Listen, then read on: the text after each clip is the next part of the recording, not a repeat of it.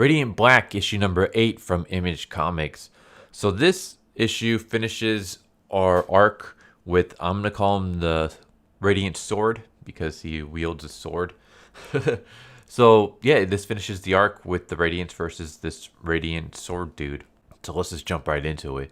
So we start off in space amongst a bunch of debris, and we see like different colors on some of the debris. Well, we see like yellow and red, and we see Radiant Sword drifting in space, and he appears to wake up, and he jumps into the red ship, and he blasts away. So I'm wondering, this is a flashback. I don't know how long, it just says before. So I'm wondering if maybe this was Radiant Sword with his previous team. Maybe the previous Radiants, the yellows, the pink, the black, the red. Maybe before they took over our characters that we know now, they were inhabiting other characters, and Radiant Sword was a part of that group. And somehow they were attacked in space, and everyone died except for him. And then those powers went to the people on Earth, and that's why he has a grudge against them. I don't know. This just kind of leaves some questions, which is totally fine. Like, you want to have questions in your story to keep the audience engaged and going. So that's a question that I'm interested to see where it goes. Anyways, we cut to modern day times, or the present, I should say. And we're in Moscow, where we have Nathan, and I don't even remember if she's ever been named, but Radiant Pink, even though right now it looks like she's purple. The color thing seems to just be kind of off. Because on the cover, Radiant Sword has the pink highlights, but on the interiors, he has purple. And then here we have Radiant Pink in the previous issue, but now her color scheme seems to be like a light purple. So I don't know what's going on with the colors here, but she's the one with the teleporting powers, and she teleported Nathan and herself into space before teleporting them into Moscow. Meanwhile, with red and yellow, they are in Japan, where they have Radiant Sword, and they have him pretty much bounded by a bunch of trees. So in the last issue, they discovered him knocked out, and now they have him bound amongst a bunch of trees, and they're questioning him, and he's just pretty much saying that, like, you don't deserve to know what I'm doing. You don't deserve to know anything. You've marked your world and your species for death. That's all you deserve. And then he's basically like, thank you for charging me up. And then he busts out. So basically, they discovered that he uses his ability is he can charge himself up by leeching off of other radiants. This just kind of begs the question of why you guys didn't just kill him from the get-go. Like, you had him unconscious, just lop off his head or something. I don't know. Like, maybe people who like watch some of my previous videos will think I'm some like kind of bloodthirsty freak or something. But I'm one of those people where, like, in video games and in stories, it's like when you have your opponent at a disadvantage and you can finish them off right there, do it. I don't understand why they never do. There's like a video of my like Valkyrie Chronicles playthrough where this woman who, like, her husband was murdered by this guy, and then they finally confront the guy and they have him cornered, and then she's gonna kill him, but then another character's like, no, you should don't become the monster that he was. It's like, shut up, dude. It's like, it's not becoming a monster. It's for saving yourself, getting justice, and then preventing, what happened to you happening to other people. And I feel like that's why, like, I've always been a fan of Punisher, because Punisher doesn't take any crap. He just, you know what, you did something bad, I'm just gonna kill you so that no one ever has to worry about you again. That's how it should be done. I'm not saying it should be done in the real world. I'm just saying that's how it should be done in, like, in the fictional world, in comics, in movies, in video games.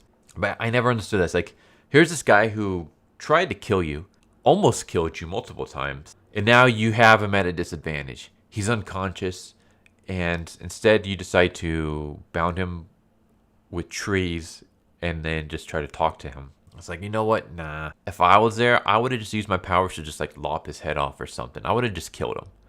Just be done with it. And then it's like, yeah, you know what?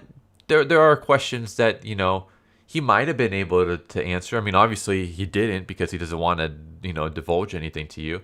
But they didn't know that. Maybe he would have answered their question. But at that point, I would be like, I don't care. I will talk to the aliens that are possessing me at the moment. Maybe they would have, answers to some of my questions. This guy, all I know is this guy is a lot more powerful than me. He took out our group single-handedly, and he's trying to kill me and my group. And now we have the chance to finish him off. So let's just finish him off. Let's just not even worry about him ever again and just kill him. But no, they don't. So then he's able to break free. We even get to a point where Radiant Sword gets stabbed right under her rib cage, and somehow she's still alive. I guess the suit. It says the suit is absorbing to repair to stop the loss of fluid. And this is okay, stopping blood loss. That's one way to keep you alive. But I mean, she literally got stabbed right under the heart, right under her rib cage. You would think that there'd be some organ damage. Stopping blood loss is one thing, but she still got stabbed inside. So I'll assume there's interior damage as well. But whatever. She lets herself get stabbed again so that she can grab his sword and absorb it to get stronger and leech some of his power. So then it's okay, so she can leech off of characters too. That's her power as well. Is that everybody's power? Can every Radiant leech off of other Radiants? Because they made it seem like it was just his power. They seemed really confused that he was able to do that. So if they were confused that he was able to do that, how did they know that they could do it? And if they knew that they could do it, then why would they be confused that he could do it? See, this doesn't make any sense, because I read this and I was like, oh, so that's his power. But then she's able to do it too. So then it's okay, so that everybody's power? Can everybody absorb powers from each other? I know in the previous issue, Marshall gave Radiant Pink a boost in space so that they can teleport, but he was giving he was using his powers on her to give her that boost. She wasn't just stealing it from him. So I read this issue, and before I got to this part, I thought, okay, so that means that he can steal other people's powers, other Radiant powers, without their permission. They don't need to give him a boost. He can just steal it. But then she does the same thing to him. So does that mean that that's just a universal power amongst the Radiants? If so, why were they so confused and surprised that he was able to do that? That's the thing that's kind of confusing me. But yeah, anyways, they beat him down. He uses this weird explosion thing. All of a sudden, Radiant Pink and Radiant Black show up, and they see Radiant Sword, and he's basically why do you fight? You're tempting fate, blah blah blah. You've doomed your planet. No more running. We will fix your mistakes. And then he says something weird. He's I am 001 marked for death by, and then we can't see what he's saying. Now in service to the new way. I have no idea what's going on there. But all of a sudden, a giant hand erupts from Marshall's body, grabs Radiant Sword, and then it looks like it pulls him into his chest. I don't know. The way that the panel is drawn is kind of weird. But I'm assuming it's pulling him into his chest, because all of a sudden Radiant Sword is gone. Everyone's kind of confused. And, well, I guess that's the end of that.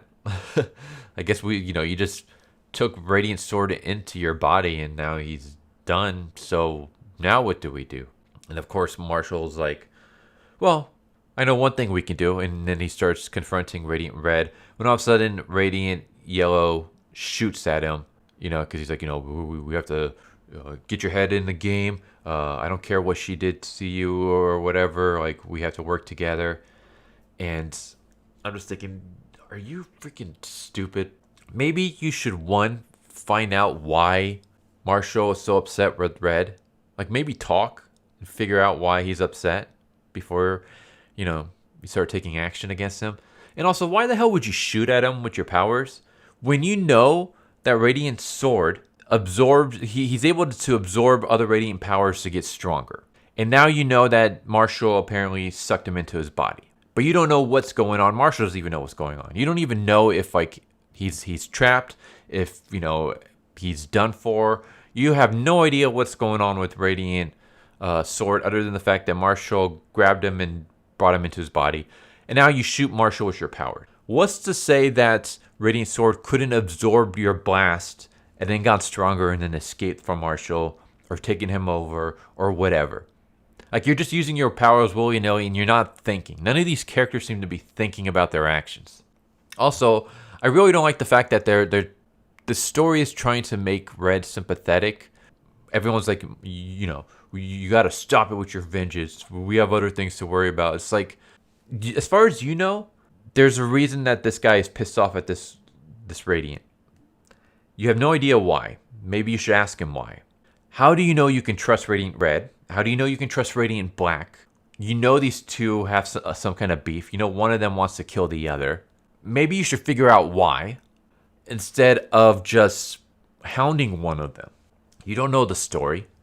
Maybe Radiant Red is a piece of shit, and you should know about that. Maybe Black's a piece of shit, and you basically listen to their, like, figure out what's going on before you start blasting at them. But yeah, I don't know. I know the story's gonna like have some kind of redemption arc for Radiant Red, and I just don't buy it, because at this point, like, the only thing I could buy is like if she feels so bad that she sacrifices her powers and gives them to Nathan, and he becomes the new Radiant Red to save his life. Then it's like, okay, I can kind of forgive you now, because you sacrificed your powers and maybe your life to fix what you made, the mistake you made. But at this point in time, I don't. She might have said sorry, but sorry doesn't cut it. Sorry doesn't cut the fact that you hunted Nathan. Like, you went out of your way to hunt him down, and you threw a car at him, and you brought a building down on him, and you put him into a coma where he's now in critical condition and he can die at any moment. That's all on you. There's nothing you can say that will fix that. He would have been completely fine if you just left him alone. He would have been completely fine if you decided to rob banks in some other city or some other part of the world. You could have easily done that. You're a Radiant. You can fly. So you could have easily fly to some place where Nathan is not around, and you could have robbed banks there, and you could have gotten your money. Actually, you didn't even need to rob any banks, because as we saw in her origin story, she robbed a bank. She got she got off scot-free. There you go. You had the money to pay off your debts. Now you are just being selfish and you just want more money. And you went and you got stopped by Nathan. And then you went out of your way to hunt him down. You attacked him. You threatened his family's lives. You threatened his life. And you put him into a coma where he can die. And now his friend has the power. And all his friend knows is the fact that you just almost killed my best friend. And you could possibly have killed my best friend. He can still die. So obviously he's going to be pissed off at you. So yeah, at this point in time, I don't have any feelings for Red when it comes to like I will, if she died, I'll be completely fine. In fact, when she got stabbed by Radiant Sword, I was like, I felt nothing. Like, if she died, then good, whatever. And Radiant Yellow, I got no feelings whatsoever about him, because he's making decisions and he's trying to be a leader when he knows nothing about any of the situation. He just rubs me the wrong way. But yeah, there we go. There's the end of the Radiant Sword arc. There's more I won't talk about, but there's an interesting little cliffhanger at the end. I am going to say that I think Radiant Sword is going to come back, and I think he's going to end up joining the group. I think he's basically going to be this version's... he's going to be to this story what Tommy was to the Power Rangers. He's going to be basically the Green Ranger, the White Ranger. Quote me on that. He's going to end up on their team eventually. And then I'm not going to spoil anything. I will just say, because this is, I don't know if this is really a spoiler, but the cover for the next issue looks like Nathan is on the cover. So I'm guessing they're going to bring him back. They're either going to bring him back and he's going to be like alive and play a big part, or he's going to die. I guess we'll find out. I don't want him to be a Radiant. And if he does come back, I don't want him to be the main character. I found him really boring. And it's funny because if you look at my first few videos. I mean, I ragged on Nathan. I mean, I said he was kind of sympathetic, but just didn't really do anything. And I hated Marshall. But now it's like I actually like Marshall. Marshall is making more sense. Like ever since Marshall became a Radiant, he's been making like the most sense out of everybody in this comic series. Nathan is just boring as hell. Nathan is a boring protagonist. He's a writer who complains about not being able to write. And it's like, I can completely sympathize with that because I'm a writer. I'm a professional writer. My professional job is screenwriting. So I write for a living. And there are times where I struggle to write because I have the worst writer's block. So I completely understand your situation. But I don't want to read an entire issue, or in this case, 3 issues, of you just bitching about not being able to write. Like, that's not entertaining storytelling for me. I don't care. Like, I already deal enough with that in my real life. I don't want to be reading about that in my escapism. So Nathan was just boring as hell. So if he died, I wouldn't mind it whatsoever. It would be completely fine. It would give Marshall more motivation, and then maybe we can see Marshall like not going to the dark side, but maybe he gives into his bloodlust and revenge a little bit more, and we can kind of get like an anti-hero for a little bit before he gets his redemption arc or something. We can get something more out of Marshall with Nathan's death than we can with Nathan living, because all I'm gonna guess is like Nathan lives. He tells Marshall, like, I'm glad you have the power or whatever. You can do good with this. I want you to forgive Red and team up with her and the other Radiants to do good. It's like, I don't want that. Like, this woman tried to kill you. She deserves more than just forgiveness. At this point in time, she hasn't done anything to earn forgiveness. A simple sorry does nothing. Maybe I'm just being really harsh on her, but whatever. Anyways, yeah, there you go. Radiant Black, issue number 8. I did enjoy this issue. I don't know if you guys like took away something different because I did kind of criticize at points, but just because I'm criticizing the issue doesn't mean that I disliked it or anything. I like the issue. I would give it a 7 out of 10. It was really good. Wasn't like great or excellent or awesome or anything like that, but it was really good.